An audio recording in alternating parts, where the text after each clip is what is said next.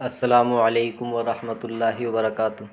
आप सभी का खैर मकदम है आपके अपने चैनल चौक इंडस्टर एकेडमी में एक बार फिर।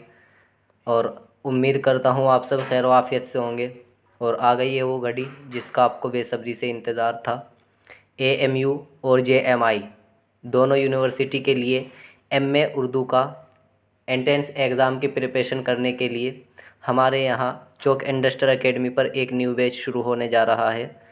तो अगर वो तलबा व तालिबात जो जामिया मिल्लिया इस्लामिया या AMU की प्रिपरेशन करना चाहते हैं तो आप हमारे व्हाट्सअप नंबर 9045220432 पर रब्ता कर सकते हैं।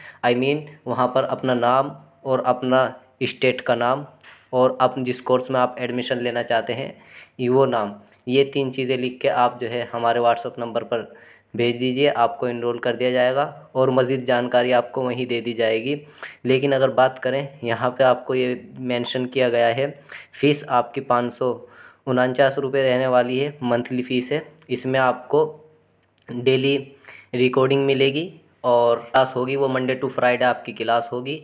और आपको जो भी आपकी क्लास होगी वो रिकॉर्डिंग रहेगी आपके पास जब तक आपका एग्ज़ाम नहीं हो जाता। और सैटरडे में आपका टेस्ट होगा और सब्जेक्टिव और ऑब्जेक्टिव दोनों तरीके से आपको जो है नोट्स प्रोवाइड कराए जाएंगे।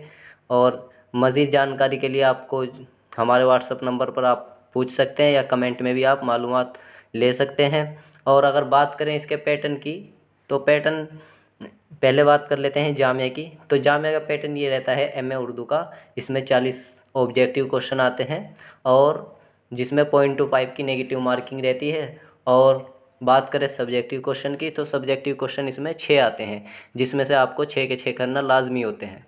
और अगर अब बात करें AMU के पैटर्न की तो MU में MA उर्दू का जो पैटर्न रहता है वो रहता है 70 ऑब्जेक्टिव क्वेश्चन आपसे पूछे जाते हैं और 10 सब्जेक्टिव क्वेश्चन आपसे पूछे जाते हैं। तो ये हो गई पैटर्न की बात। तो उम्मीद करता हूँ सब आपको क्लियर हो गया होगा, सब मैं आपको अच्छे से बता पाया हूँ। अगर फिर भी कोई डाउट कोई भी क्वेरी रह जाती है तो हमारे व्हाट्सअप नंबर 9045220432 पर आप रब्ता कर सकते हैं और आप कमेंट में भी अपनी जो है इन्फॉर्मेशन ले सकते हैं। तो चलिए मिलते हैं नेक्स्ट वीडियो में, तब तक के लिए शुक्रिया।